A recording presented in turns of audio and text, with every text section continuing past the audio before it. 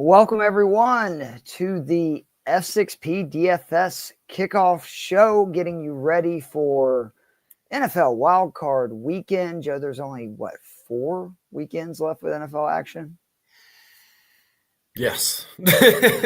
Should be very easy to remember, but it took me a Makes me very sad. I am going to go to the Senior Bowl again this year, which that makes it a little bit better, because I will say the NFL has got it down now, that like the minute the season's over, especially for nerds like us. Draft Like, season, oh, cool. now we get to. Well, especially if you're me and you're a Giants fan, you've been in draft mode for at least a month and a half. So, well, we were in draft mode for 4 years. I'm not sure how that worked out for the Falcons. TBD, I guess, would be the word still going on there. But wish you guys luck. But we are here again to talk the wild card DFS slate, 6 games. We're going to treat it as one, obviously, by who we talk about. If you want to do just a Saturday slate or Sunday slate, you can. And I do think that this is one of the few weeks that you can actually do multi-entry events, and I feel pretty good about it. As long as you're not doing the 150 max. Like, I think 20 max is the most that I would do.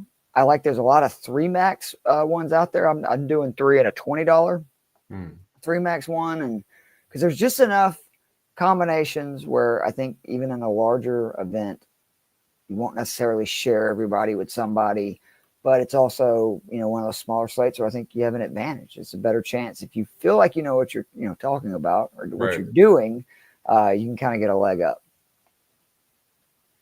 No, absolutely. I mean, yeah, because, in those big slates, it's nice, but it also, can sometimes lend itself to just the random thing that you didn't see. It's fucking chaos, Joe. You can say it.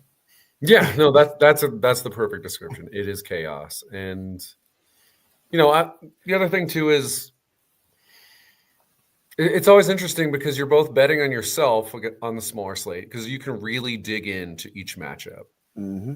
Obviously we have the extra couple games now in this first round, but even then 6 games is, child's play compared to what we're dealing with most of the time. Teams we should know at this point too, right? Yeah, teams we should know, because that's the other thing too, is sometimes you're like, fuck, like who is even on, like the Titans. You have to remember, you're like, oh yeah, it's Calvin Ridley. Like, he's good sometimes. And then obviously these teams, we've been following them the entire season. Most likely we've been putting guys on these teams, give or take, like Pittsburgh, in our lineups for most of the season. Tampa Bay has, kind of been a team we've championed from very early, and that's why they're here, because they've been super productive on offense. It's also always interesting too, because you're trying to weigh which teams benefit from this, because the preparation, I mean, obviously the preparation any NFL week is insane, like when you actually break it down. But yeah, now that it gets narrowed down and you don't have to, look ahead at all, it's just like, this is it. No one's looking ahead. Now you kind of get interested to, like, what coaches do I believe in? Who's the guy who makes the right adjustments? And not historically bad defenses to pick against, right? Like, yes, there's some defenses in this that have issues with pass, run, whatever, but none of these, like, what do we talk about? The Jags. Right. Like these teams that just, every week, the Raiders. Pick on like that. No. Yeah. You lose that ability. But I love it. It's one of my favorite NFL weekend. I think it actually is probably my favorite NFL weekend, especially now that they do the Saturday, Sunday, Monday. So like 3, basically days in a row. It definitely was the divisional round for me before. Now I think it's close because you get those 2 extra games. Obviously you kind of narrow out some of because there's always a couple teams where you're like, I don't know about this team. Although this year in the NFC slate, there's no one I feel quite like that. Obviously, like, I believe in some teams more than the other. I feel relatively good about all of them. In the AFC, there's 2 teams, especially when we're doing fantasy, that I have some pretty big reservations about. But otherwise, Houston? Yes. Okay. Where if Houston won, I wouldn't be shocked, because that defense has been playing fantastic all year. Pittsburgh is not on the same level as Houston defensively, and they're playing a much better team. And I know that they won a game earlier. I'm actually glad they beat Baltimore earlier in the season, so I didn't have to hear people go on and Pittsburgh, Lamar's worst, the Ravens' worst game, and they still barely beat. It was 2-point game, and now I don't have to hear people talk about how hard it will be to beat a division rival for a third time when it's like These teams weren't generally close across the entire season, and that'll be next week. You see the Lions, Vikings, Chiefs, Chargers. Yeah, the Ravens are an elite team, and Pittsburgh is a team that is currently cratering. So, yeah, we'll discuss this more. A lot of hot takes will be coming out of that game either way, because it'll be literally Lamar can't win. You can't win playoff games with Lamar Jackson if Baltimore loses, and I promise you there will be a lot of people saying Mike Tomlin needs to be fired. When will he win a playoff game? Again, we can I don't know about anybody else. For like the fourth straight year or whatever, I've been like, I know Tomlin is so good at getting the team to the playoffs, but I just don't see it happening in this division with the team he has. And then he gets there, and then obviously, you lose like 7 straight playoff games. That's not good. Like, you deserve. So we haven't made the playoffs or had a winning record for 7 straight years in Atlanta. You know what I would do for just making the playoffs or having a winning record? The Giants have 2 winning seasons in the last 14 or 13. Right? Would you not take that kind of mediocrity, quote unquote? It's like, now, I absolutely would. Obviously, if you're one of the handful of teams that's like won or contended for a Super Bowl in the last few years, you wouldn't. But you're everyone else. Yeah, I would take that, especially if I'd had the quarterbacks that Pittsburgh's had the last 7 years.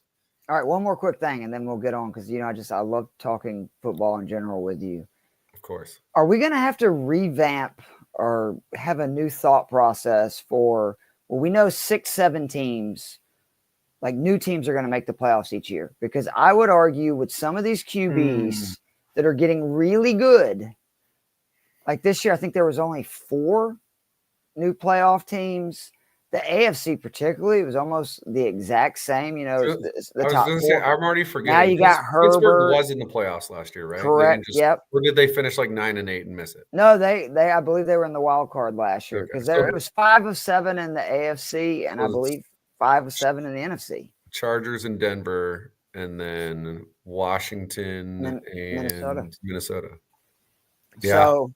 Wow. And you think about the QBs in those positions. You see Patrick Mahomes missing the playoffs anytime soon. You see Harbaugh and, Herbert missing the playoffs anytime soon. I would say that Stroud, and even, with a down second year in the AFC South, you see anybody, going over them? I don't. And then in the AFC, like NFC East, now you got Daniels and Hurts, Loves, and Stunch, with the Packers, obviously. I didn't realize Tampa Bay's won the South like 5 years in a row. They have almost as many wins as any franchise over the last 5 years. I don't want to write. Tampa Bay is another team where I keep overlooking them at the start of the season, even though they obviously won me over at a certain point this year. But, I think you're right, where I think we're probably seeing, particularly in the AFC, I think you're dead on there, because those are the best quarterbacks in the NFL. Lamar, the top 5 quarterbacks in the NFL, I would say, are all in the AFC. And granted, one of them didn't make the playoffs because Joe Burrow couldn't quite get there because his defense was. Yeah, you ain't on Joe Burrow. Go fuck yourself. You don't know what you're talking about. I'm sorry. Right? Come on. He's awesome. The top 4 quarterbacks, there should be no question in anyone's mind who those 4 guys are. If you want to argue who's ahead of who, whatever, that's fine. The 4 guys are set in stone. 5 is the question mark. At this point, I think I would kind of lean Herbert. But regardless, I think it's going to be tough. It's going to be so tough to break in there. I think the South, there's an opening if the Texans can't figure out the O-line and get that offense working again. Because the Jags aren't going to suck this bad if they make a good hire at coach, although they kept Trent Baalke. So it's going to be harder to get a good coach, and maybe they're just going to be stuck. So maybe you're right. Maybe we can pencil in the Texans.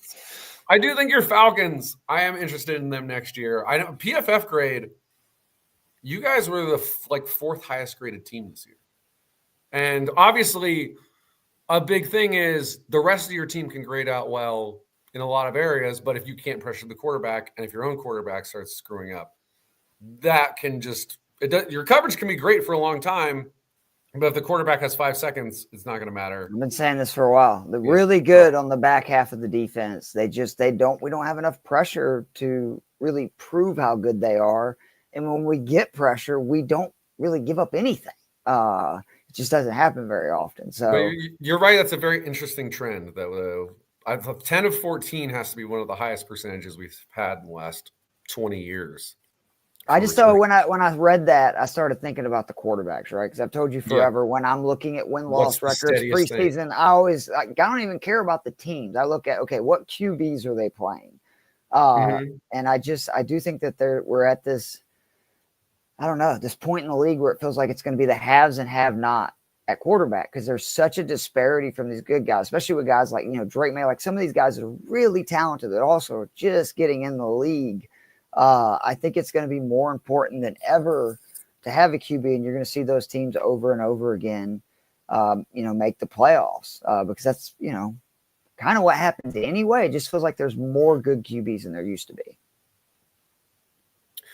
I mean, certainly there's just more general, I think also offensive concepts for the most part. There's still some teams that are behind, but yeah, I think teams have gotten smarter, quarterbacks have gotten smarter. And so there is kind of a steadiness to it where, I mean, because, you start ranking the quarterbacks. It's like, where would people have had Baker Mayfield at the start of the year?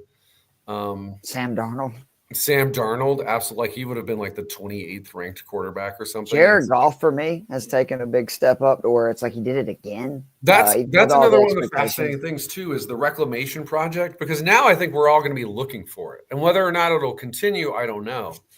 Because maybe we're into this fluke era where it's like, oh, Geno Smith is actually kind of good, and Sam Darnold's kind of good, and Baker Mayfield's throwing 40 touchdowns. And I'm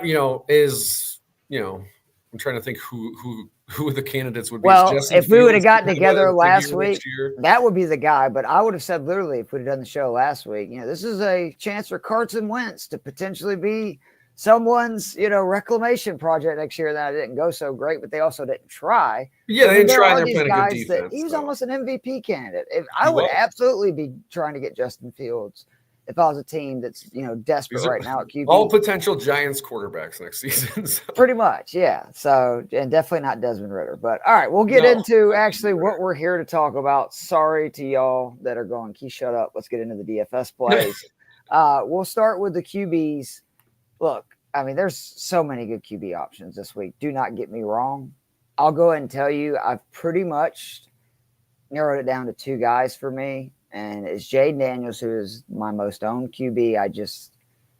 You take away the 4 weeks that he had the rib issue, and you can literally see it in his performances and everything. And then you start looking at the recent games, and it's just absolutely redonkulous. This guy is ending the season on fire. Sorry, I have the stat right here. I want to bring it up. So he had 9 of 12 games with 20-plus points. He had 3 games of 30-plus. All of them came over the last 5 of the year. Counting the 2 games that Daniels was knocked out early, he still averaged almost 7.5 points just with his legs per game. And in his last 5 full games, he rushed for 382 yards with 3 touchdowns. And, oh, by the way, he threw 15 passing touchdowns in those 5 games. I mean, you're basically getting like Lamar for $500 cheaper. And, yes, I agree the Steelers' defense isn't out of this world, but they're better than this Tampa defense.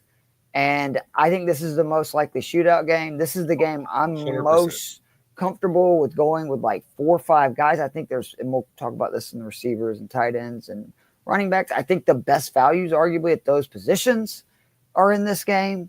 The rushing upside of Daniels is too much. Again, 382 yards and 3 rushing touchdowns in his last 5 games, which is just absurd. But he's also got 15 passing touchdowns in those. So if you think points are going to be scored here, Daniels is going to be involved, especially with their run game being awful lately. Yeah, I mean, this is unsurprisingly the highest over-under. This is the only game that's going over 50 points, according to Vegas. So, yeah, I mean, this is the all-in game where there's a couple games where I will mostly I might have no one in my lineup from like 2 or 3 of these games. If you're making any lineup that doesn't have someone, I would say multiple players from Washington versus Tampa, I don't know what you're doing. To me, if we're talking cash games, Daniels Mayfield is, obviously, hey, if you want to bump up and put in Josh Allen, sure. Not going to But argue there. yeah, Daniels Mayfield is the one where that's a little more mid-tier because once you go down, I mean, Darnold, Stafford is kind of the value game because I could see decent. I think the value is Herbert. If you look what he's done, particularly in games that J.K. Dobbins has played, that's the other guy because he's averaging 24 points basically per game the last 7 that Dobbins played in. He's rushed for about 180 yards and got 2 rushing scores in those games. And 5 of his 7 highest passing totals have came in the last 7 games that Dobbins played for the entire season. He's just a different QB. It's indoors. I think that Houston defense, yes, they're great versus the run. They have had some issues versus the pass and really Will Levis only had like 4 incompletions against them a few weeks ago. That's the other guy I like playing because you can stack him with Ladd. I think that's an unbelievable value to get those 2 guys at the QB receiver position for under $13K. And then from there, let's go. I do like the Stafford one. That's the other game that would not surprise me if it gets fucking crazy points. That one definitely could. But I could also see that game being a rock fight where I cannot see Washington Tampa, right, being a rock fight. Like they're just both of these offenses are too good, and neither of their defenses, in my opinion, are elite. No, I mean most. Obviously, we get to the playoffs. Most of these offenses are good. Most of the defenses are good. But this is the game where, both of these offenses legitimately very good. We've seen the high end play for pretty much the entire season. Again, even when Tampa Bay lost Evans and Godwin for that month, still a good offense. Yeah, K-Dot and hello. And the Washington defense has been better than I thought it would be at the start of the year. But that doesn't mean it's actually been particularly good. It's been okay. But we're not steering away from Washington. We're not steering away from Tampa. I remember week 1, I was waving the caution flag saying, it's Todd Bowles versus a rookie quarterback. I don't know if I want any part of this. Yeah, thanks for talking me out of that, Joe. That was super helpful, I know. Obviously, I underestimated Jaden Daniels and this entire offense. So I don't see why I would be, I'm not going to steer away from them now that he's had more experience. I guess you could say Todd Bowles is a good coach. He's seen him. Maybe that changes something. But it's the 88 yards and 2 touchdowns is why I feel the rushing. Again, the 300. He's had 300, basically 50 yards the last 5 games, and then he had fantasy wise, his best rushing game of the season because 88 yards and 2 scores. It's like sign me up. And Daniels 3rd in play action grade, passing grade according to PFF, and Tampa Bay's defense 26th in yards allowed per play action on dropbacks. So I would expect Cliff Kingsbury to be slamming that play action button. So what about Nick? Play action, he's the other guy I was circling a little bit. Jamie, what's going on, my friend? Let's see. He said past couple weeks and won all my cash games. Jamie, I love hearing that. Maybe I'm gonna get you to start building me some lineups. Yeah, I was gonna say, can he give us tips? Because not all my cash lineups. I always tell people that we're consistently going to give good plays, but obviously not all of them together. All of them are not good, and sometimes it's so funny. And I went through a stretch, especially in the middle of the season, with this where it was some of our best weeks where probably our hit rate was like 80% of the guys we talked about, and I did a terrible job putting lineups together, which is really an art form. So, Jamie, I appreciate it, but I also know, I've played in Scott Fishbowl and other things. Jamie knows what he's talking about too. And that's what I tell people. We just give you a bunch of stats, leans that we like. And, we give take you the it, go from there. But always trust your gut. Bo Nix was the other one because I do think that Buffalo is going to score. I know Denver's defense has been good, but Allen at home, Allen in the playoffs, I expect Buffalo's offense to get with it. And if that's true, you would think Bo Nix. I actually did a double stack for the fantasy 6-pack what's coming out, and I hadn't done this all season, where it's Josh Allen with Mims and Sutton, where it's I'm confident Allen's going to go bananas. I don't know who, he's going to be throwing it to or how they're going to get it done other than that. And then Denver's down and just slinging it. And obviously those 2 receivers have been seeing a lot of targets the last few weeks, but Bo Nix, everything we were saying about Jaden Daniels in many ways, that's been Bo Nix this year. I've just been so wrong. I don't like talking about it. Yeah, I'm so torn on that game, just as far as the Bo Nix play, because part of me is like with you, where I'm like, man, I thought this was going to be Washington, Denver, the two teams in the playoffs that I thought would be really bad. In part because they had rookie QBs, in part because I thought Washington's defense would be awful. And obviously, Bo Nix had like almost the greatest like first half of all time, granted against a defense that wasn't really trying last week. And, played well all season. I think, Yeah, but from week 8 on, man, I mean, dude, he's been great. Consistent. Like, I hate it. Like, because I still don't believe in Bo Nix, but you get the rushing yards. See, that's the part that scares me, because I'm like, you and I, you have a longer term relationship with Bo Nix because he was an SEC quarterback. And then he came to the Pac-12. And I remember each time they played Washington, I was like, I know Oregon's looked better. And I know, Oregon's favored.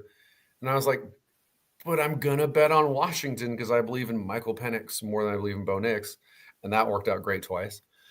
And then the way that Sunday night game went last week, where I was like, not full-on doubter, but, the pump the caution brakes on anything. I know. You were right. I was wrong, Joe. And it's like, oh, here it freaking is. And now I'm like, all right, do I really want to go in on Bo Nix and then end up having him crap the bed? So do you think, though, you're saying that your gut is telling you that Buffalo's defense, because I will say Buffalo's defense is much better when they get up, right, and they're able to just pin their ears back because they know the opponent's throwing and just blitz. And I mean, I've thought about that. I just think again, his rushing upside at that price, if he has a decent game, he'll score 15, 20 points. It won't kill you on a 6-game slate. Yeah. But we've seen he also has the ability to where, like, ones if he's also slinging it, especially with them using Mims more, because that's the one out of the 4 games. There's 4 games I will be shocked if the other team won. I don't think the Packers are going to beat the Eagles. I don't think the Steelers are going to beat the Ravens. I don't think the Texans are going to beat the Chargers. And then the Broncos, Bills. The other one's 50-50. You really can convince me either way. Mm-hmm. But this is the game out of those 4 that I'm like, man, my gut's kind of telling me Denver's better than people think. And this is actually a bad matchup for Buffalo, even at home for their first game, because Denver's got some dudes on defense that I think could actually, obviously you can't stop Josh Allen, but just slow him down, especially running it. Yeah, I mean, there's at least a small part of me that's kind of like, would I be completely blown away if Denver somehow won this game? And ultimately, my answer is no. But again, obviously, I just said when Bo Nix is against a quarterback I trust, I'm not ever picking the Bo Nix team. Yeah. So 0 chance I would ever actually like put money on Denver or something. But yeah, I would be way more surprised if Pittsburgh won. And again, that's a divisional matchup. They actually beat Baltimore earlier in the season. I agree. I don't care at all. I would be way more surprised if that happened. You're probably right that like Bo Nix is like a reasonable play. Like when you factor in the pricing, you could go either way for me on. Just ultimately though, like the last few Herbert games, right, with him being $300 cheaper. That's why I ended up with him, Herbert right? Over him, yeah. The other thing I meant to say about Daniels before we move on is just the options too, because I'm assuming Tampa Bay's number 1 goal is going to be to take away Terry McLaurin. That would be my number 1 goal. And then all the secondary pieces for Washington are great, like Eckler, Zacchaeus, Ertz. Like I feel like all those guys are very decent priced. So it's easy to stack down. Obviously, stack him with McLaurin if you want to, but I'm saying what I like about Daniels is you can stack him, say, with a Zacchaeus and an Ertz. And if he has a great game, those guys are probably going to come along with you. Mm-hmm. But if he has a bad game, it still leaves you a ton of salary, even taking the 3rd highest price QB on the board to load up at other positions to give you a chance to still cash. See, I don't know. I kind of think I'm just all in if I'm going Daniels. I'm going Terry. I don't think I want to go away from that. Like Tampa Bay, according to FTN's numbers, gives up twice the number of yardage to number 1s than they do number 2 receivers. Ooh, that's a good stat. Now they do give up a lot to tight ends. So yeah, if you want to go cheap, the Ertz one is a good play. Pass catching backs too. by the way. They give up a lot of receptions and receiving yards to running back. So yeah, they're one of the weaker defenses in this field against the running some backs. of these lineups while we're talking, Joe. But yeah, if I'm going McLaurin, then yeah, I'm looking tight end, and I'm looking or if I'm looking Daniels, then it's McLaurin and tight end. I guess Zacchaeus is cheap, and he's obviously shown over the last month. So I'm not going to say like don't do it at all, but yeah, based on what we've seen from Tampa over the course of this season. You've said enough, Joe. I'm already changing it in the lineup that I'm looking at. Now, go back to week 1. Obviously, McLaurin didn't do anything, but that was true for like the first 2 or 3 weeks. Yep. And then, no, they had to figure it chemistry, out. And it was everything you dreamed if you were a Terry McLaurin fantasy owner the last. Bro, don't double doubt yourself. That was a fantastic stat. I'm already playing Daniels. This is a lineup that I built, with that thought process in mind, but that just means I just got to go a little cheaper at another position. I still love it. Any other QBs you would want to play before we move on to like the backs?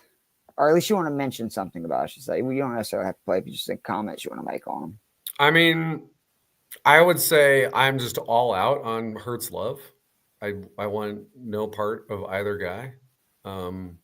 Is that because you would want Saquon potentially, but that's it? Are you saying that game in general you're staying away from? I mean, if AJ Brown's so good that if you want to throw AJ Brown into a lineup, I'm not going to be like, don't do it. And Green Bay has actually been awful, though, like against tight ends. That's the weakest part of their defense. You want to attack the center of the defense. That's not really what Hurts does well, and he's coming off of a concussion. So yeah, if you want to throw in Goddard, I'm okay with that. I think pricing and stuff, I just don't see the value outside of Saquon. And this Green Bay defense played a lot better over the second half of the season. They've really rounded into shape. Like, I don't think this game is similar to that week 1 game. First of all, hopefully because they have a workable field, unlike Brazil. But that was for the most part, a productive game for both offenses. I think what was the final score, like 31-27, or it was a wild game. Have that up in front of me. I think Barkley scored 3 times. Yeah, but by the end of the year, Green Bay's defense is playing much better. Philadelphia, those first couple of weeks, was getting gashed, and arguably the best defense in football over the last 2 months. So, and then Christian Watson's out, so the top isn't coming off of that defense as well, and that's already the best secondary in the NFL. Stacy told me as a Packers fan, she's very worried about Love's health. She doesn't like the comments been made, and like that's another concern on top of everything else. Yeah, so I'm out on that game, obviously, and then Chargers Texans for the most part I want to stay away from. Obviously, value wise, I get it. I see the argument like you can do the Herbert McConkey stack for relatively cheap. Those guys have obviously been super productive recently. So I'm not saying don't do it, but in general, that's just not a game I love because I think that Texans D is off. No, Deontay Johnson, I think he's one of the better values at wide receiver this week. The fact he played as many snaps he did on such a short week screams to me the Texans know they need him. Obviously, Nico Collins is going to take up a ton of space because Jim Harbaugh is a good coach. I could see Deontay Johnson at 3,500 being a really good value play, especially with CJ Stroud. That game's just tough for me because each side of the ball is kind of trending in the opposite direction. I mean, the Texans defense is just good, like full stop. Everything you've brought up with Herbert in that passing game, and obviously Dobbins being back, that offense is trending up for the Chargers. Their defense has been trending way down. They got beat up on the back end, and they still have Derwin James, but they've kind of refused to play him in the deep safety spot. So they're trying to keep, what makes him special. But you look at the Ravens, a defense that was struggling earlier in the season, and they said, F it. Let's throw our stud safety, Kyle Hamilton, back, and he can just play deep safety, and that'll cover up some stuff. And now everybody knows their job. They're doing great. Chargers, they've had to throw Tony Jefferson in there, who's not really a starting caliber safety anymore. That defense has trended down. But at the same time, this Texans offense has just been an utter mess for months. So it's hard for me to know how that game plays out. So there's opportunity there potentially. I like it more than I like Also, again, the Texans give up the Philadelphia, most yards per carry by a QB of any team in the NFL. God. And that's, again, why, like, you know, Herbert, I think he has a low floor for 6K. I understand what you're saying. Like, that's all, you know, very fair point. I see it being a low-scoring game in my head. If I'm guessing, we're totally different though there, because I actually think there will be points scored in that game. And again, the reason I'm not loading up on that game, even saying that though, is because they're weird teams, right? Like, obviously, if you really believe that, Nico Collins, Ladd, like Herbert, that would be the only safe plays. Outside of that, you're looking for darts, or you just don't know where it's coming from, because Hassan Haskins could end up getting 2 carries from the 1 yard line. Thanks a lot, Jim Harbaugh there. We haven't even mentioned Lamar. Are we disrespecting him? I know Zay Flowers out. Probably. I think there's a chance that could mean he runs for more. And also, I love the Ravens tight ends this week, Andrews and Likely. Steelers real bad versus tight ends. I think that Lamar, you know, this could be a statement game for him. Like, how big would that be to go out and just like hang 30 on Pittsburgh to start your playoffs when you're trying to win a Super Bowl first time? I would play Lamar over Josh Allen. I think he's playing a worse saving defense. The 200, yeah. And again, obviously, you know, you look at the rankings, it's 6th versus 11th in Allen's favor against the opposing defense. But I just think Pittsburgh on the whole trending in the wrong direction. Denver, obviously playing on a high, at least coming off last week, even if, you know, maybe it's a little fool's gold because the way that game went. But, you know, they have the best corner and probably defensive player of the year. Although, I mean, that's the problem for Denver is like your strength is that you have the best corner in the NFL. And Buffalo's like, try to figure out we're throwing it to dipshit. Yeah, that's why I think both backs for Buffalo are very interesting, because Denver's had issues with pass catching backs, and we've seen them already this season scheme up, you know, Johnson or Davis to have a big day. So, all right, let's move on to the backs. Just go real quick though. Just who are your like say 2 favorite plays QB? Because I know we talked about a bunch. Mine again are Daniels and Herbert. Daniels and Mayfield. I'm just all in on that game. No, I love it. The backs this week, I've gotten Barkley into a few lineups. I think that there's a real chance. Well, is it though? Because price just fitting everything in, it's tough. I get it, but I'm saying that that's one of the best matchups for one of the best players in the NFL who just rested last week with a real chance to break the rushing record. I have a feeling they are going to feed the beast this week. And again, Green Bay's defense has had some issues, you know, in the running game, and most of the games that they've gotten beat, this is what teams have done, is they've just been able to kind of run on it, keep their offense off the field. But the backs that like I'm playing the most, the first is Bucky's the slam dunk for me at 7K. 100%. It's ridiculous. People forget Washington. Yes, their defense improved over the season overall. They are still very bad versus run. 3rd most yards per attempt, 4th most rushing yards per game, 5th most touchdowns. That's not good. Yeah, dead last in average yards before contact, according to PFF. Whew, that's not good for facing Bucky Irving. And he's 10th in average yards before contact. That's what I was going to say. That running game is light years ahead of where it was last year. Well, I mean, 33% of his rush attempts came over the Bucs' final 4 games, 49% of them over the last 7. This is his backfield, and he scored 5 rushing touchdowns in his final 8. I just like he's seriously, he is the smash play for me. Like he's in almost every lineup I've built so far. Yeah, I don't know if there will be one that I don't have him in. Obviously, yeah, if you can fit it. Getting that Saquon Bucky combo is as good as you can feel. Obviously, I feel fine about Derrick Henry, especially after what he did last time to him. I forgot he freaking dashed him at home just a few weeks ago. And then, you know, if you think that Green Bay is going to be able to hang in this game, I think it has to mean they're running the ball effectively. That's a really tough defense to run on. It's tough to do anything. Again, well, that's fair. Yeah, probably the best defense in the NFL. No, that's fair. Half of the season, and you know, Green Bay. I always trust that offensive line to play at a high level. You know, maybe more teams should, especially if you have a play calling head coach, maybe more teams should hire offensive line coaches as their offensive coordinators. I don't know. But yeah, I trust that offensive line.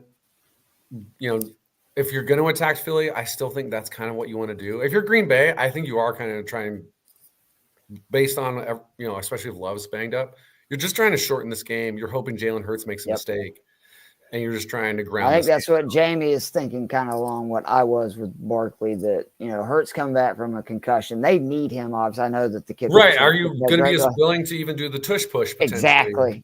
Especially if it's like a second down or something. You're not going to be like, let's put him in harm's way. The problem with Jacobs is obviously that he costs $700 more than Bucky Irving, and I have zero. Yep, exactly.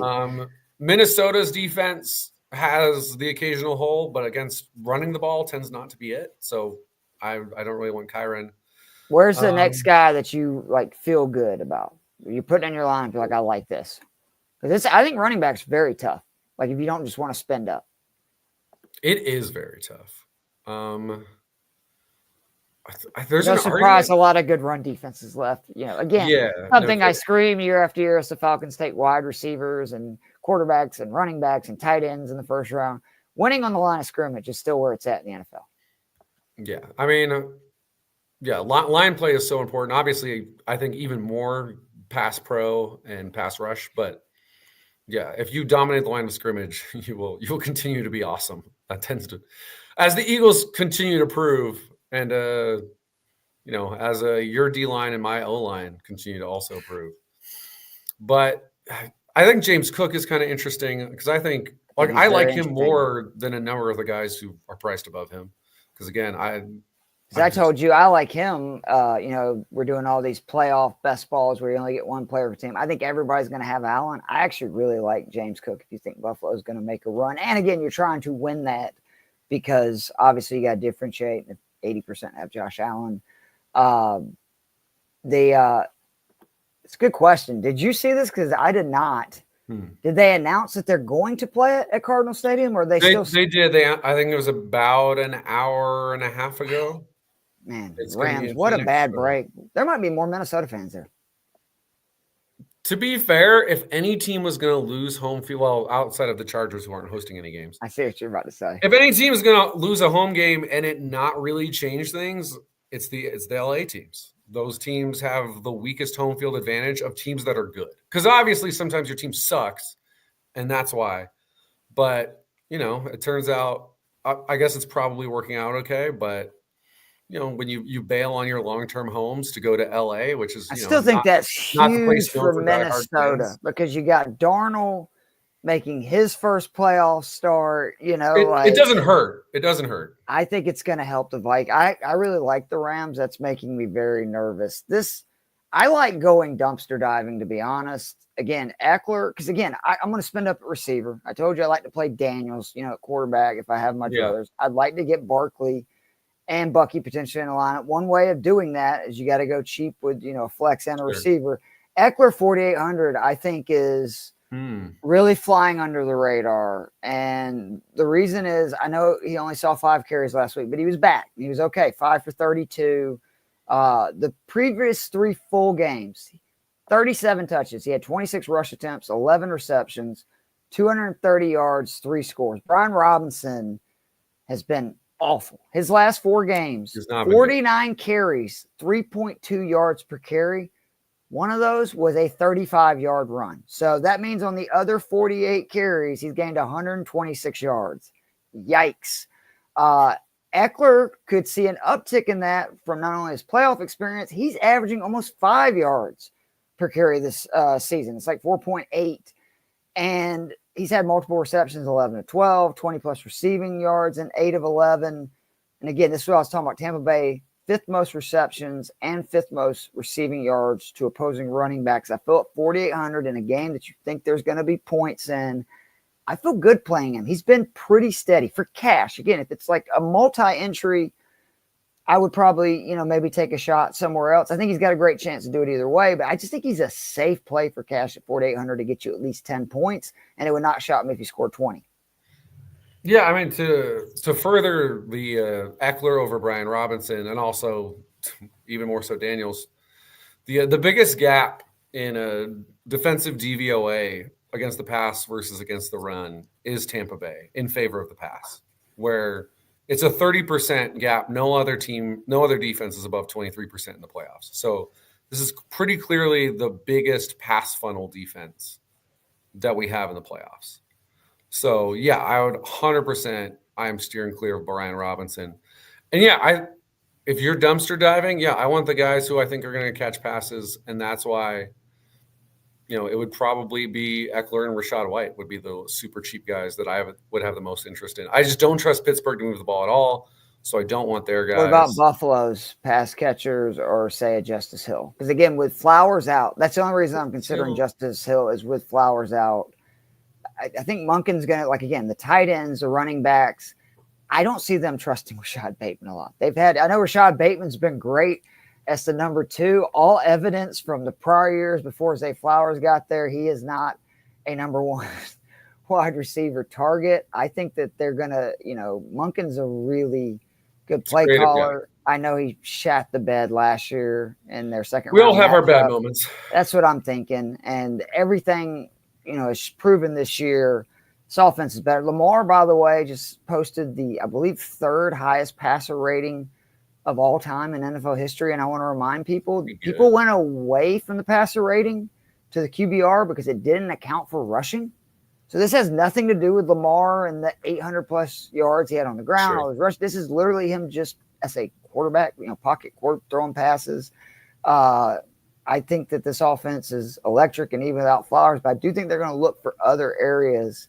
And then again, the Johnson, Davis deal, I don't know which one of them. I'm sorry. I can't see it through the crystal ball. This is Buffalo, but I do like them when you consider how much, Denver's been a pretty decent run defense this year.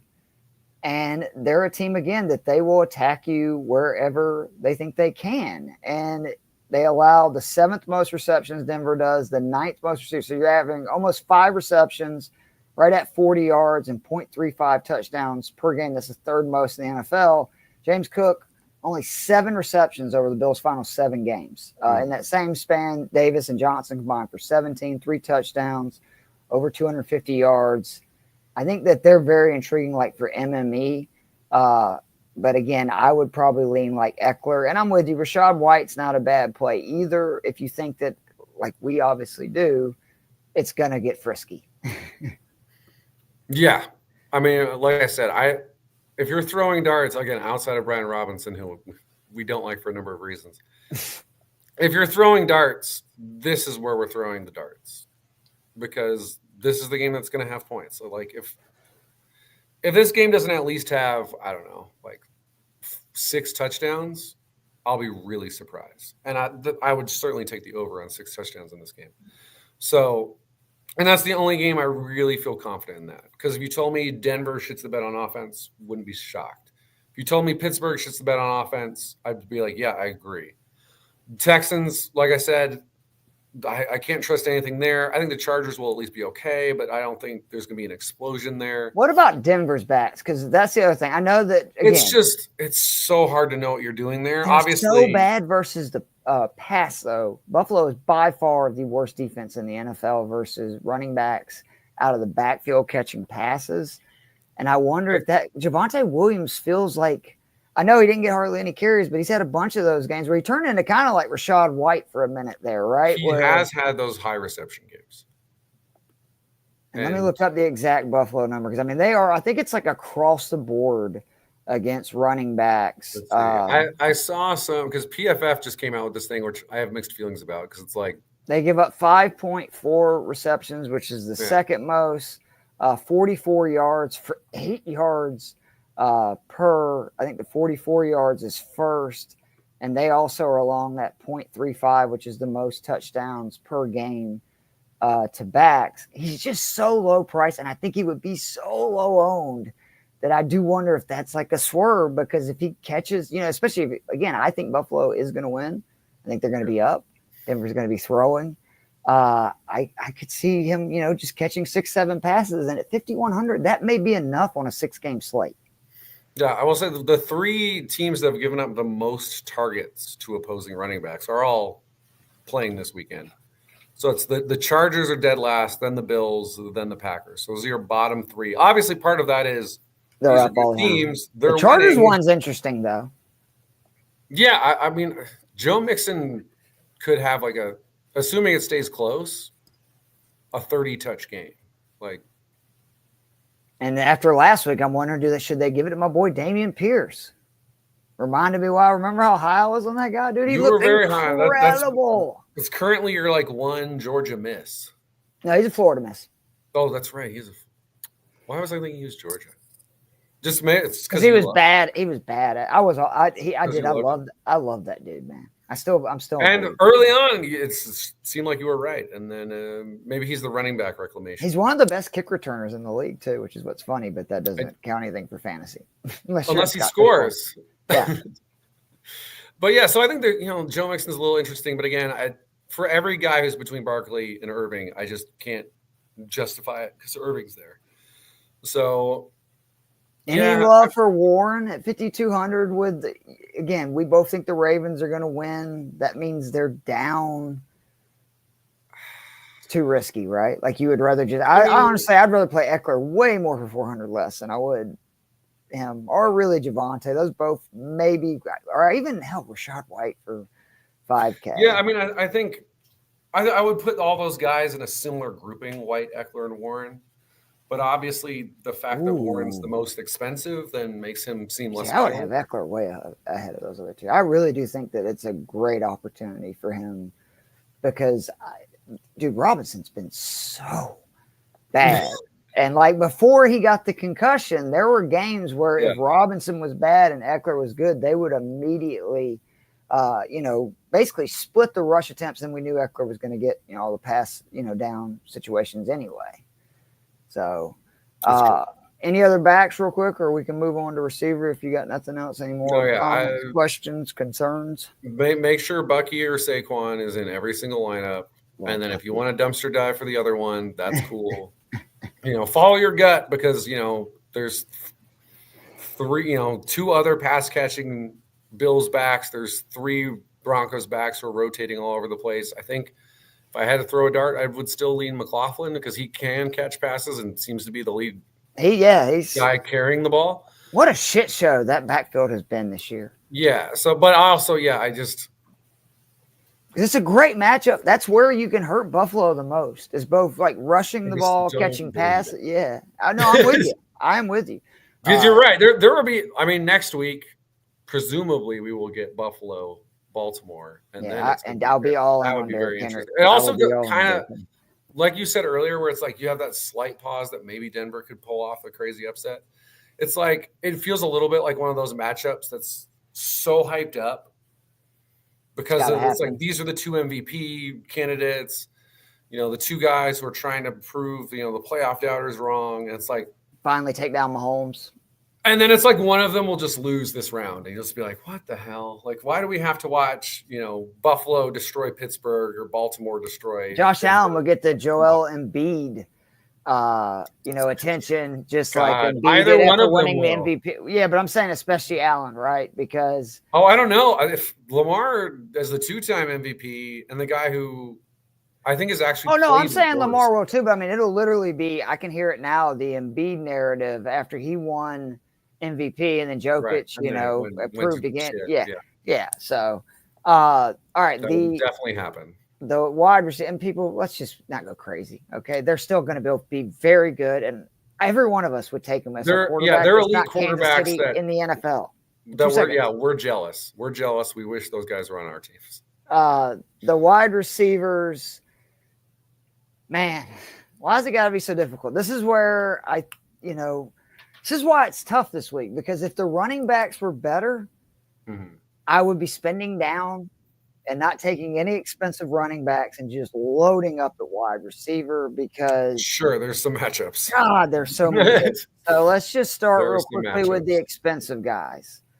To me, like obviously Jefferson is, damn near the GOAT at this point of current wide receivers, but I can't sit Puka. Like 7,600, like that's the smash start for me. Yeah. That is where you attack Minnesota. It has been, I mean, honestly, for being like the entire season at this point. And when we had the Fantasy and Frames end of the year show for the waiver wire, I said literally seeing him next year is what I'm most excited for. If Stafford comes back, you get a full year because, I mean, since he's came back, it's just been ridiculous. Minnesota allows 15, just over 15 receptions, almost 200 yards per game, and over a touchdown to opposing wide receivers. Puka's last 8 since he returned from injury, 89 targets, scored 4 touchdowns. He has 4 games at 23.7 points or more, 17.3 points or more, and 7 of 8. So that's basically his 4. You're going to get 17, come up a little short of that 3X number. And earlier this year, remember, everybody assumed he was barely going to play in his first game back versus this Minnesota Vikings team. He saw 9 targets, caught 7 passes, 106 yards, scored over 21 points. I can't sit Puka, especially when I just immediately think to last year. Do you remember? Versus the Lions, he single-handedly tried to prevent Detroit from moving on and came very close to doing so. Yeah, I can't disagree at all. Puka targeted league high 45% of the time on his routes when the defense blitzes. And who blitzes most in the NFL? Yes, that's a great stat, Joseph. So, yeah, and we go to the PFF advantage. Second highest, Puka Nacua. The highest, Justin Jefferson, facing the defense that gives up the most yards to outside receivers. So are you leaning that way then? Or would you rather save the 500? I would save the 500. I don't. To me, on which guy is a better play straight up is a toss-up. So $500, I will pocket that and spend it elsewhere. I mean, again, if you want to go Jefferson, go for it. All these guys, like you said, the hard part is they have good matchups. Nico Collins has been lights out against zone. Chargers run a ton of zone, 5th highest rate in the NFL. And Nico Collins targeted at the 5th highest rate against zone in the NFL. So if you believe in this Texans offense having any life in it, Nico Collins could be the guy. Obviously, we're not fading Mike Evans right now, Mr. 11 straight 1,000-yard season. It's their other wide receiver I can't fade right now. He's 5,100. Yeah, that's. I mean, 7 touchdowns in 5 games, right? Don't you think? Yeah, I mean, or 5,200. I'm sorry, but like him and Mims, the production we've gotten there. The value you're getting, I mean, McMillan's the cash, like, safe play. Because, again, 7 touchdowns the last 5. He's basically like what we've seen with Jordan Addison over the second half of the season. That's what's happening in Tampa with Jalen McMillan. And he's better at finding the end zone. I mean, it really is. I don't know how many rookies have scored or caught 7 touchdown passes in 5 games. That's wild. I mean, right. That's crazy for anyone. So that's what I mean. Yeah. Like the history of receivers that I can remember being rookies and being that productive, like touchdown-wise, it would be I would bet they did it. Moss would be the first Randy Moss and Odell Beckham. Those are the only 2 guys I can think How many did Beckham score? I don't even remember because I knew Moss had like 17. I want to say Beckham scored like 12 touchdowns in 12 games because he missed 4 games and finished with like 1,300 yards and 12 scores. That had to be such a fun season. So I saw some like highlight of like Eli Manning throws. Was it rookie year that he made the catch, or was that after the rookie year? I want to say that was his second season, but I could be wrong. He's such a freak, man. God, I mean, thank God the Giants have league neighbors, so I can just relive it. Right. As long as we find a quarterback who can throw it to him. It's gonna be a shame when you find out that they cloned. Actually, not a shame, but you know what I mean. It's like really, we just cloned him. I mean, another guy in this kind of mid-tier that I like, Jordan Addison at 6,100. I am super intrigued. Again, getting torched by outside wide receivers. The Rams give up 52 yards, which is a reasonable number, 2 tight end or 2 number 2 wide receivers. So he's an interesting one for me at 61. Again, Devonta Smith could do well, but again, middle of the field is where you attack Green Bay, so I don't love that one. Pickens is actually in a prime matchup. The Ravens give up 98 yards a game to number 1 wide receivers. The way he's going right now, I don't want any part of it. Even the first game, 8 for 89. You know what I mean? Like that's shocking because what does Pickens do? It's what's made him so great. He has all these explosive big plays. 8 catches, 89 yards. That means probably his longest was like, what, maybe 15, 20 yards probably? So. Yeah, and then again, if we're you'd rather play McLaurin for 200 more, right? Because you were talking about that you're. Yeah, McLaurin's probably the key guy for me in that. Again, if I'm doing Daniels, I'm doing McLaurin. Yeah, if I'm doing Mayfield, I think I just want Nakua so bad that I think I would probably just do McMillan and not play Evans. And play Bucky too? I don't think it's that risky, because remember, who's going to be lining up against Mike Evans? Marcus Lattimore. We still got it. Is that not insane? Like that we didn't get it in the last week of the season. And that's why I'm so high on McMillan. Right? That's exactly what Kev said. That's why we do a show together. That's exactly what Kev, because I says, the game I'm most excited for, we started arguing. He goes, where else but other than football do you get Mike Evans has this rivalry? You think he gets out of it after he had another shit game earlier in the season. He breaks the record. And then in the biggest game of the year, who's coming to town? Marcus Lattimore. Freaking love this game. And then, Cup is an interesting one. Again, Minnesota gives up a ton to opposing wide receivers. Just can't. Can you trust Cup right now? I mean, his last 4 weeks, 4 receptions on 9 targets. Whew. It's probably not my play because, again, I only have to spend $100 more to get McLaurin. But the Vikings give up the most yardage to number 2 receivers of any playoff team. I mean, we've been through this before. They give up the most yardage to number 3 wide receivers of any playoff team. So this is a team you can tackle. Dumbass Robinson wouldn't have just got a DUI. I might be suggesting him. Saw that, right? But yeah, to me, the load up plays are Puka and McMillan. And then because I want to spend it running back, then it's kind of like I feel like I'm probably diving from there. But am I sleeping on Bateman? I mean, maybe, because obviously we expect to see more from him. I would love to play Bateman and have him go off as someone who held Bateman stock up until this year when it finally started to hit. The problem with Bateman is the Joey Porter factor, where I don't remember if I talked about it on the pod, because I remember we had that week where I was like, oh, wow. I don't remember who was facing him, but it was like, oh, he is one of the largest matchup advantages over Joey Porter. And then it was like, but Joey Porter doesn't seem like he gives up a lot of yardage. And I was like, oh, yeah, it's because he just commits penalties like a madman. So you can move the ball against Joey Porter. It just doesn't always show up in your receiving stats. Yep. So, I mean, I would personally like it if you got half points for PI yardage. I think that should be a thing. I don't think it would be that hard to track. It'd be amazing. But considering we're not in that world yet, I think I'm going to probably steer clear of Rashad. Flacco would have thrown for 700 yards back in the day. just move the ball up and then down. Joey Porter is his dream corner. You're exactly right. It's like, that's all we have to do. Just I was like, oh, there's nothing there. I'm just going to chuck it and see if I can get a flag thrown. Again, Zacchaeus to me is, I think, a very good value. His last 2 games, full games, 17 targets, 13 receptions, 3 scores. Obviously, he's not going to have that, but it's the 17 targets the last 2, main games with Daniels, and I'm like, okay, he has became the B guy, right? Because we saw Noah Brown have a few so-so games in that number 2 role. And as a Falcons fan, I can say Zacchaeus is not bad. We watched him in Atlanta for a few years. And again, I would assume Tampa Bay is going to probably be doubling and, bracketing McLaurin, everywhere. And again, McLaurin probably could still go bananas, but I think that's going to open up options for Zacchaeus, Ertz, these other options in the passing game. And at 4,400, it's not really going to cost you. And we've talked about this is the game that we expect the most points scored in. So, yeah, I think that, like I said, once we hit any sort of throwing dart situation, if your dart finds someone in the Tampa Bay Washington game, I'm there. And yeah, the fact that we actually have some track record feels awesome.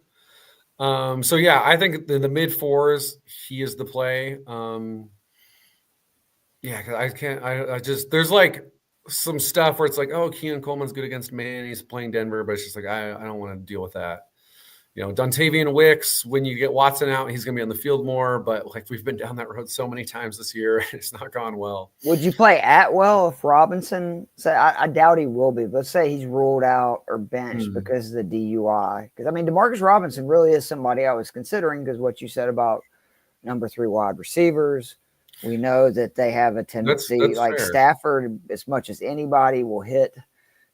He scored 17 points, caught 2 touchdowns on 2 receptions and 2 targets in the first matchup versus the Vikings. If I remember correctly, you actually called that because I remember that was around the time we realized that they give up points to not that you called him having 2 touchdowns, but you said, hey, DeMarcus Robinson, good chance to score. I like, him.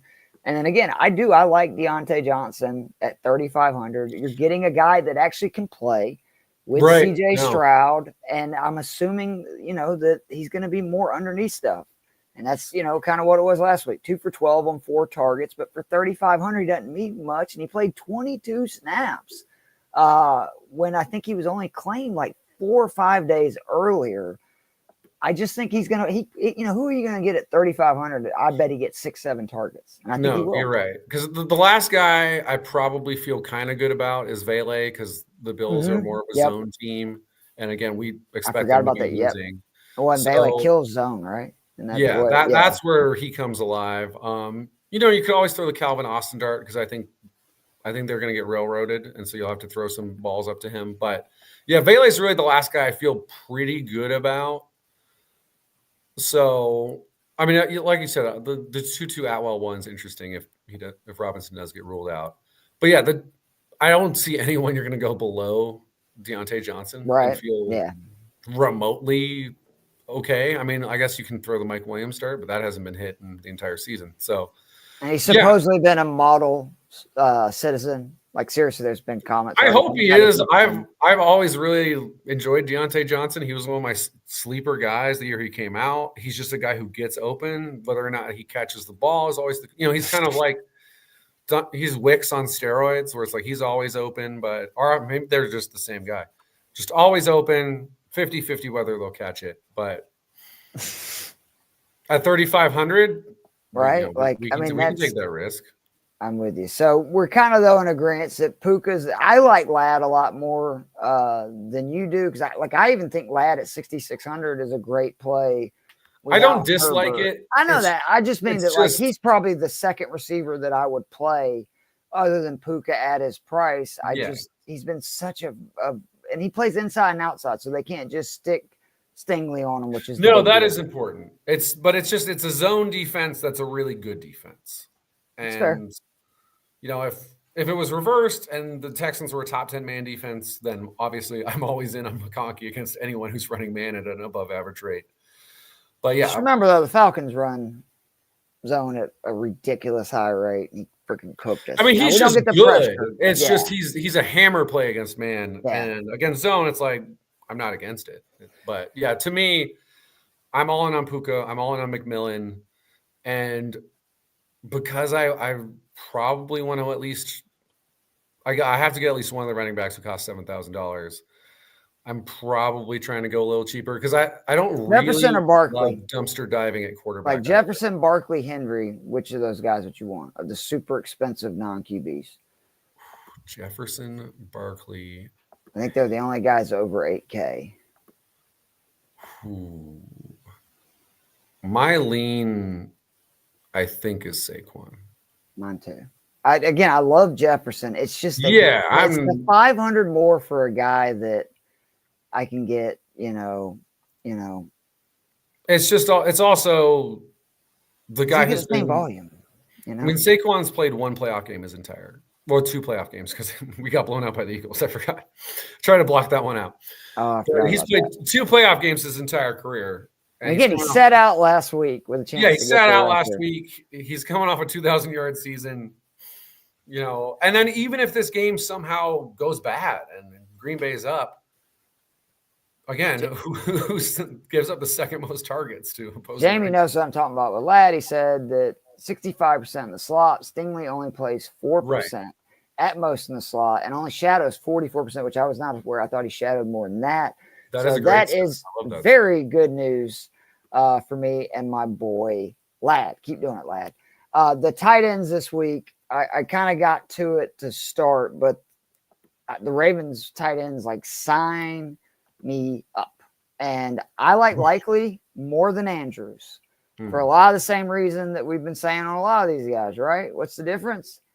You're saving over $1,000. But Steelers versus tight end, second most receptions per, over 6, 11th most yards, 7th most touchdowns per, and Flowers is out. Like it looked like he wasn't going to play. They've already ruled him out. I just think that's going to mean more volume for Andrews. Likely had 5 games of 10-plus points this season on DK and scored 6 touchdowns. 2 of those 5 games were in the 2 games versus Pittsburgh. They scored double-digit points. Saw 8 targets, 7 receptions, over 100 yards, a touchdown, 22.4 combined points. And again, I just think with Flowers out, we've seen this with them last year. Like, they will move him basically to being more of like a wide receiver where even Andrews and him will be on the field and he'll just line out wide. I think it's too good of a matchup, and him at 3,200. He's also proved he's one of the few guys in this price range, wide receiver or tight end, that can go out and get like 20 points. I really like Likely this week. But again, Andrews would be a smash play, for me too. It's just I'm saving $1,500 with Likely. Yeah, I think you can feel quite good if you're going with any combination of tight ends for the Ravens. Tampa Bay gives up 65 yards per game to opposing tight ends. So again, if you think it's Zach Ertz week, I think Zach Ertz probably. If I'm just guessing, I think he's a top 3 overall tight end play, regardless of price this week. He sneakily had 15 points or more in 4 of his last 7. That's crazy for a guy in this price range. So yeah, he deserves to be in that where he's priced, where he is the 3rd highest guy. How much did you say they give up to tight ends? I'm sorry, you said over 65 yards per game, which is the worst of any of the teams in the playoffs.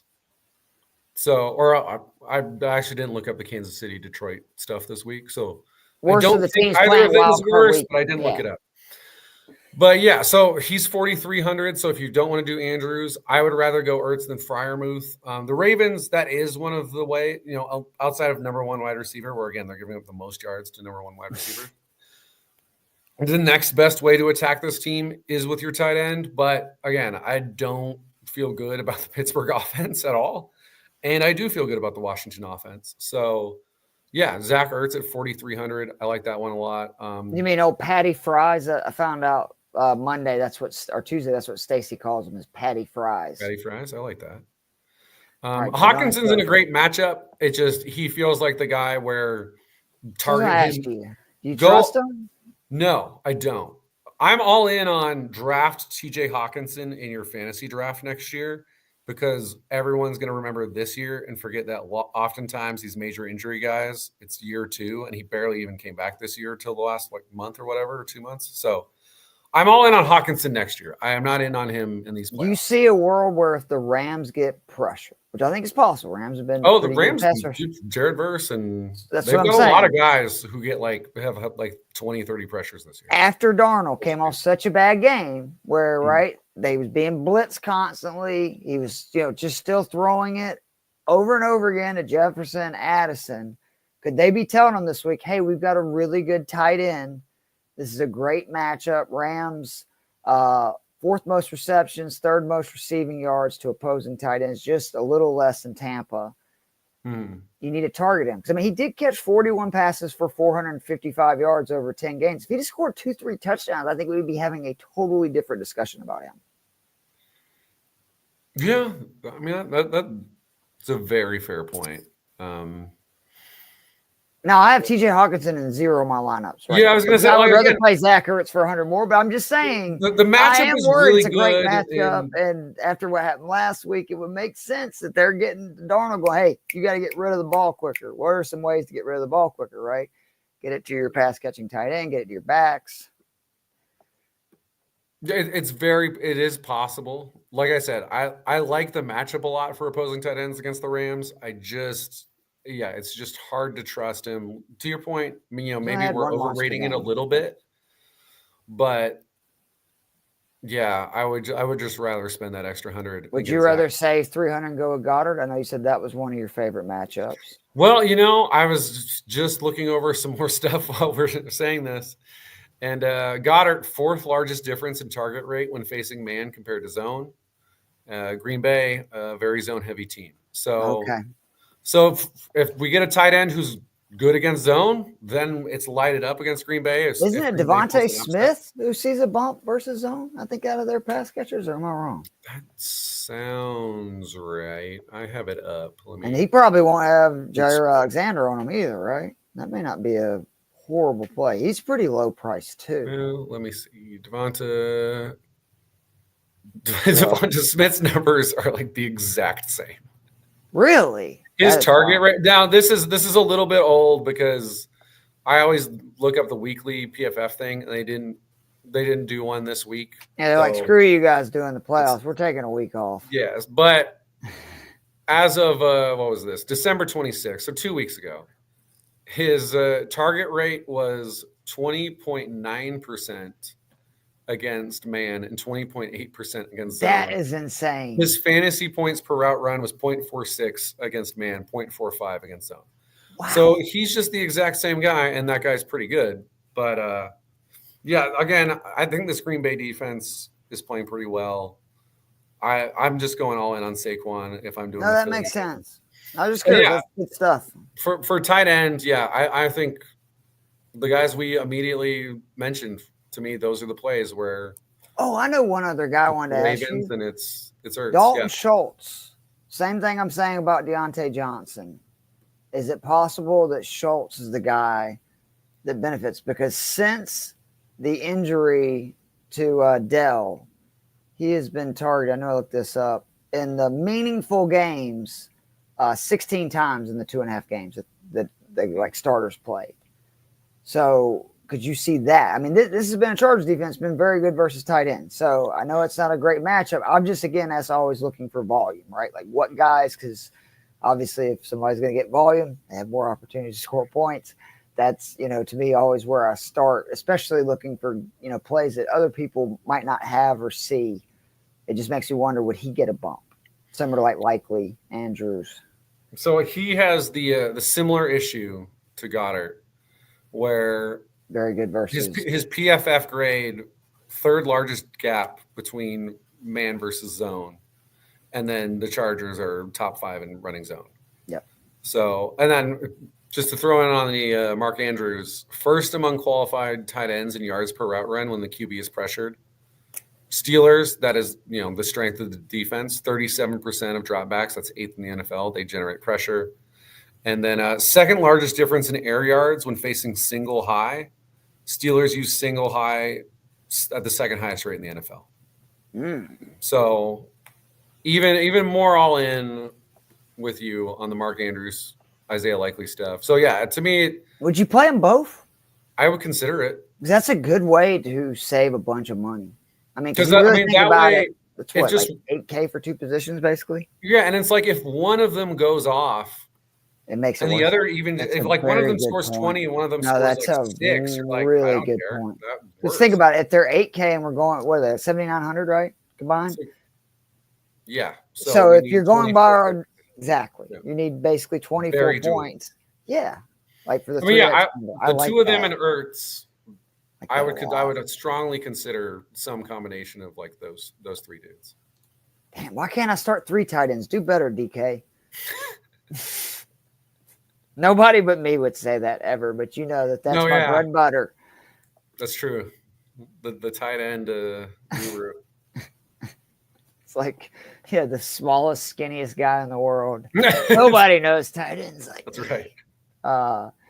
Any other tight ends you want to talk about before we move on to just the shit show that the defense is this week? No, I think I'm good. I mean, there's other guys that you can, it's 6 games. You can throw darts, but yeah, I just think, Kate Otten has, faded back out of that Tampa Bay offense. So he's been out. I mean, he hadn't played, right? Yeah, that's true. He's also been out. So I don't really want to throw that dart. Philly's been really good against tight ends, so I don't feel great about Tucker Kraft. The Rams don't use their tight ends. So except for when Jimmy Garoppolo starts. That's right. So yeah, right, I think I'm good with the guys we picked. All right, the defenses. You know our rule. Like we don't want to spend, and it makes it tough because the only defenses I feel really good about are the top three. Like that's it. But I just can't do it, especially a 6-game slate. I think you're insane. I should say you're insane. I think you're ballsy. Let's put it that way. If you're like, look, I'd rather take this $1,000 and play it on a defense than say, spending up from Ladd to Puka. As much as I love Ladd, I'd much rather have Puka. So now we're getting down into the bottom range. Yeah. And for me, you could talk me into the Rams. I don't love the Arizona part of this play, because I was thinking they would at least have some kind of home field, Sam Darnold. So then I get down to, you know what? I think you just take your chances with the Texans, Packers, Broncos, Steelers. Just take one of them. Because really all four of them have been great defenses all year. All four of them have been good at creating sacks and turnovers, which outside of scoring touchdowns, that's all it is. Is it a coincidence that those are the four teams that I think have the least chance of moving on in the next round? No, it's not, because DK is really good at what they do. I think that if I had to pick one, it would probably be Green Bay, only because we know that Hurts coming off a concussion. One's if he gets hit in the first quarter and gets concussed again or something, or again to what, we had some comments earlier that they're just a little bit more safer. Oregon, the Texans, those are the two that I probably play. I have a harder time seeing Josh Allen or Lamar Jackson be slowed down or thinking, hey, these are the defenses I want to start, even though they're cheaper. Yeah, I mean, unless you're in some situation where you're like, I absolutely love this lineup and I don't care, I'm playing it. And Jimmy Crack Corn and I don't care? Yeah, and so those are my only options. Then sure, I guess you could do that. I don't think I will be. You're going to spend up? No. I'm talking about if you have to go Denver Steelers. Oh, I see what you're saying. That's what I'm saying. I'm saying if you're stuck with those. I thought you were going. You're like, no, Keith, I'm going to spend $3,400 and listen, you see what happens. If you have some lineup you like where you have the money, sure. No, for sure. No, I'm all in on the Ravens against the Steelers. I'm there. It's really tough. Trust people. I spent 2 days trying to figure out a way to do it. And then, especially if, we're hearing that Jordan Love is not looking so good, then sure. So, Matz, I need to know real quick. I'm sorry not to cut you off, but Jamie wants to know, are we doing a dry January thing? It's where you don't drink for a whole month. I'm no quitter.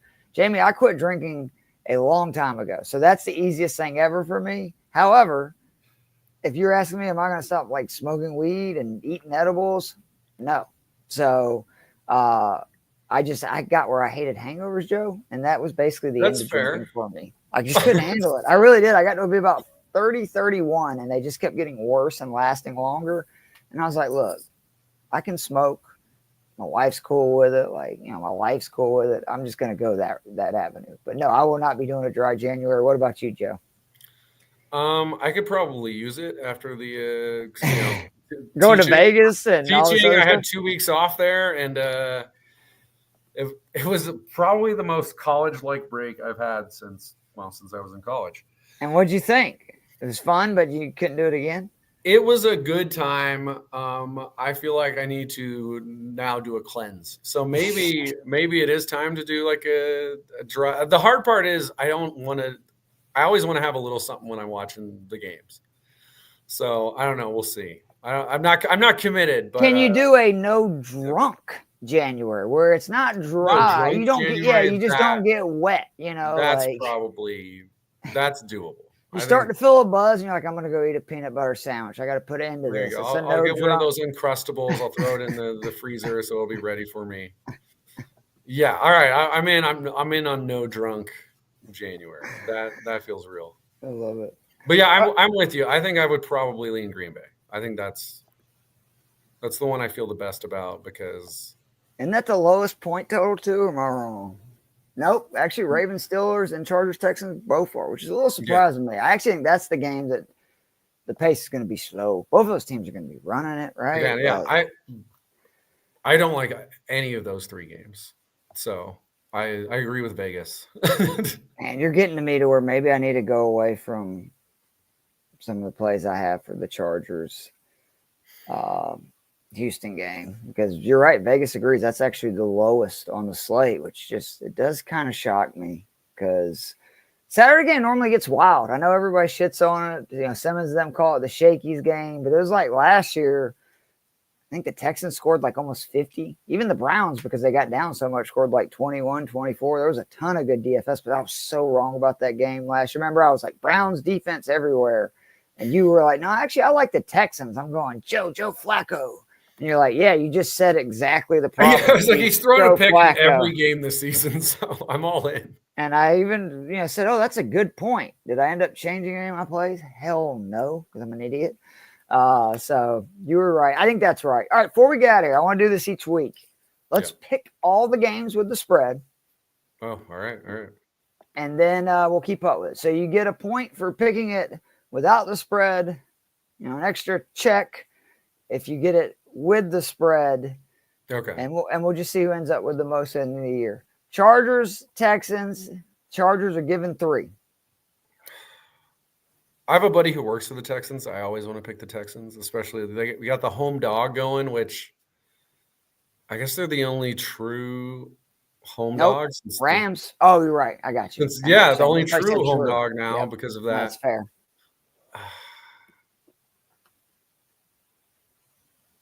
I gotta go with the Chargers.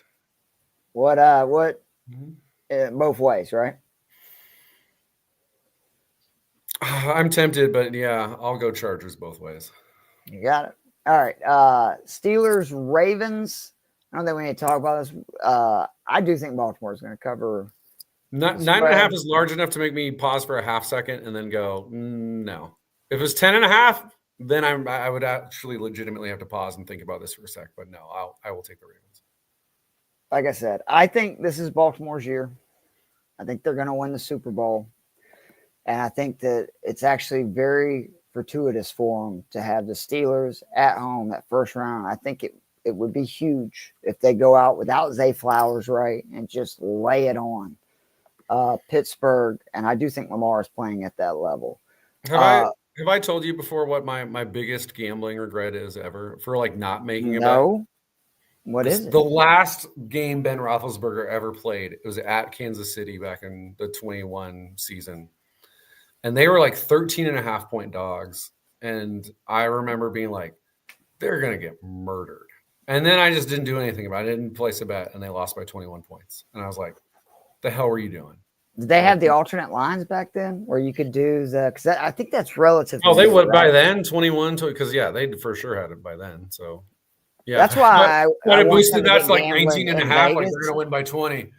God, I want gambling to be in Georgia like it is in Vegas, because those are the kind of games that, like, that's what I have fun doing, is looking, this team wins by 10 or more, like the alternate lines are where it's at. You can get some really good odds if you feel like, don't get me wrong, it's obviously very risky. That's why you get the better odds, but sometimes you just know. Like the Broncos last week would have been the easiest layup ever. And guess what? Again, your boy had that one wrong as well. As I said, the Chiefs are going to fight. They're going to be there. Yeah, good call, Keith. Broncos, Bills. I'm going to go with my first one where I say the Bills win, but the Broncos cover. This is a good line.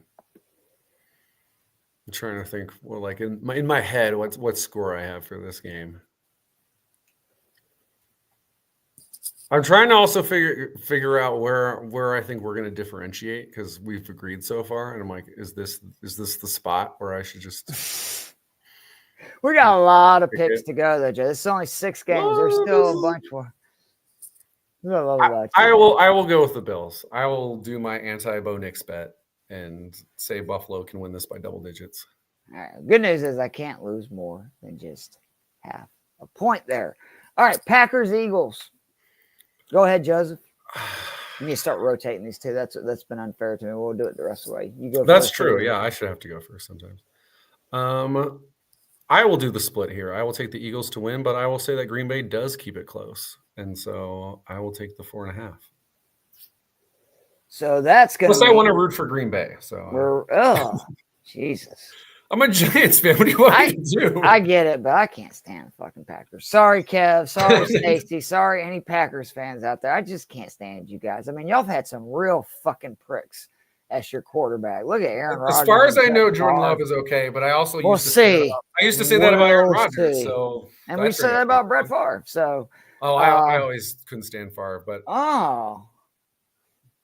you've always hated Favre. I mean, it turns out I was right. So that's fair.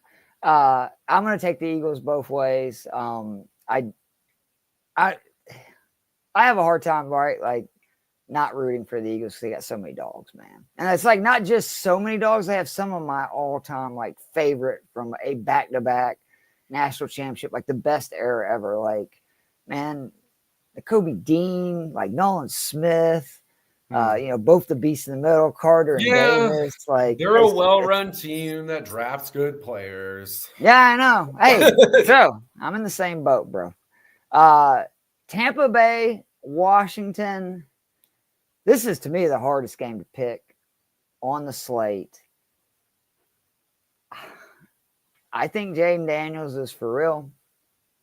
And I think they end up winning this game outright.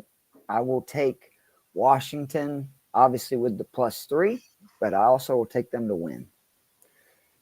All right, I'm taking Tampa Bay to win.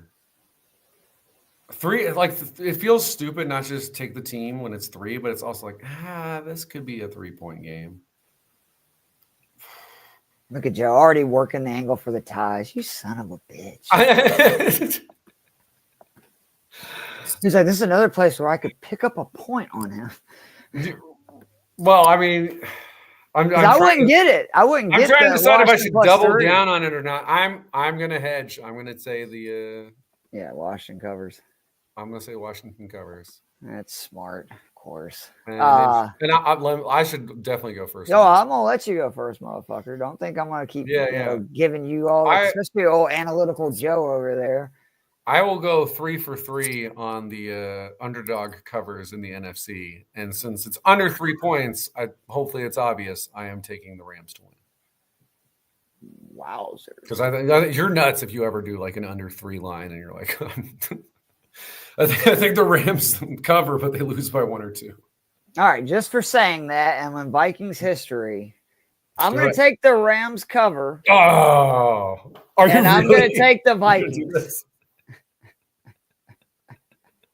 They win on a 2-point conversion. Just because you said it's insane. Game-winning field goal to win by 1. Oh, man. It'll be worth, like, I know you're going, I would rather win this contest that we're doing, Keith. Not me. I'd rather have this moment. That's fair. Just to recap these real quick, because I will, trust me, that'll be a TikTok. Joe saying it's insane. I'll say, you know what? Go for it. Call me insane. So we both took the Chargers to cover. Yeah. You took the Steelers to cover? No. I'm sorry. I did all the favorites covering in the AFC. Okay, so you took Bills -8. I took the Broncos to cover, Bills to win. Yeah. You took Packers to cover, Eagles win. I took Eagles to cover and win. You took Washington, Tampa. I took Washington in the points, but I actually think Washington's going to win. Right. And then again, for the last one, you took Rams, and I took the Rams in the points. And just because you said it'd be insane to take a 2.5-point line, call me insane, dude. It's the Vikings, which is what scares me more than anything. Is they are, God, poor Vikings, man. They're up there with Atlanta, and they've had some rough losses. I always tell people they were 15-1. And like my first like real football moment where I was old enough to be like, oh my God, I can't believe this happened. And Atlanta, who again, we were 14-2, very good, but they were so heavily favored. That Minnesota team, like one of the first electric offenses I could ever remember, where they could run, they could throw it, they could move the ball. They seemed unstoppable. They really did. And we went in there with Chris Chandler, aka my dad calls Chris Chandelier, the Jamal Anderson doing the dirty bird, and pulled it out, and just wow, man. Well, and of course, such a notable game that it's enshrined into a How I Met Your Mother episode. Because oh my God, of course, it is. They have the kicker who had been perfect. Yep. All season. Gary Anderson, right? Is that who it was? Gary Anderson, yeah. And then he misses the one. I remember I was in the greatest field goal battle ever. That's seriously the greatest kickers ever. That's true. Those we two had, guys are up there. Yeah. I remember I was like 9 years old, and I think I was at a birthday party because I was at a bowling alley. And I remember like going over to the TV and being like, oh, like, because I assumed Minnesota was going to win. And then it was just like, oh my gosh, wait, what? So I was 16, about to turn 17, was working at the golf course as a cart boy. And the first half, I would come up there, sneak in, try to act like I was still doing work, or, like just have an excuse to be up there for others to watch TV.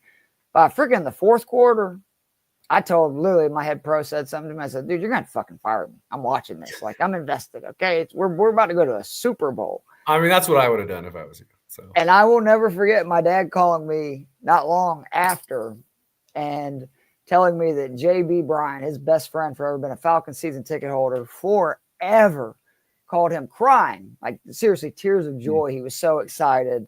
I don't know if I've told you this story. So my dad and JB, they used to go to the Falcons games way back in the day. We're talking about like back in the 70s, 80s, season ticket holder. We were awful. They had one year where they had season tickets. They seriously had 4 of them. They could not give away the other 2 tickets. Like, Dad's like, seriously, this is how this contest and shit worked, was they couldn't give the tickets away. And so they knew back in those days, because they had been kicked out for drinking and other stuff, that if you got kicked out, as long as you have another ticket, right, then you can they'll let you right back in. So guess what they did? They go down on the field. 5 minutes in, they get kicked out. They came right back in. So they made a bet for the year. Whoever can stay on the field longer. Oh, wow. Won $100. This was, I think, the 77 or 78 season. And Dad said he had it for almost the entire season for about 30 minutes. And it was a very cold day. And JB had a big Falcons jacket on. He basically went down on the sideline, got down on one knee, and just threw the hoodie over him. It was halftime before they figured out he was down there and threw his ass out. But what a difference in the world we lived in, right? Like, I mean, this is only like 45 years ago. And they literally every week would purposely get thrown out of the games. Now they're just like, on the field. We're scanning and they literally would just go around to the other side, the entrance, like the side that they didn't come in and get escorted out of, and they come right back in. Oh, now he also said there was 5,000 people there, so that has a lot to do with it, right? Like, Falcons were like, "Come on in, please, somebody come watch us." Yeah, right. Please, we'll take whoever we can get. If you just yell a little bit, we appreciate it. Just amazing stuff, though. I tell people my dad is seriously one of the funniest fuckers I've ever met in my life. Who just happens to be my dad. He's crazy. Nothing like me. I am. I don't have the wild side that my dad does. I would have an anxiety attack just thinking about trying to sneak on the field and getting caught. And this dude's like pretty much knows that a cop's going to escort him out. He's like, yeah, we'll do it every week. It'll be fun. We'll do it. We'll make a bet out of it. I had a friend at a U of A football game where he just took, I think he was I don't think he was like crazy drunk, but he was a little inebriated. But what happened was he just took a wrong turn. Because like some of the the suites and stuff. Low, and he took a wrong turn, and then I think it was like the band or something ended up behind him, and he was like, "What do I do?" And so he walked out, and then like he just tried to, and he was still trying to like actually figure his way off, and then they just caught him and tossed him out, and he was like, "I'm just trying to get to my seat." I've been shocked because the Falcons now have suites that are on the floor, which. Like, luckily, I've been able to go a few times. Unbelievable seating experience. I mean, you're literally like when they're and obviously not the greatest when they're going away from you. Sure. But when they're coming from you, they're catching a touchdown like 10 feet from you. It's unreal. But to get down there, obviously, you're in the tunnels. Like, I'm talking about where the players are, everything is. And I've always wondered, I can't believe somebody hasn't gotten drunk. And ran out there. Yes. Like, or been like, yelling at a player or something. It's pretty shocking because you see it literally on the path that they escort you down to that area. And then from that point, you're just pretty much free. You're walking right by the tunnel that the players come out of and their locker room too. So anyway, this has been fun, Joe. Yeah. We'll be doing it all the way through the playoffs and, go Twins, go Braves, right? Go Dogs, go Wildcats. Who else we got? Go Giants, go Falcons, go Bulls, and go Hogs. There we go. And screw Ohio State.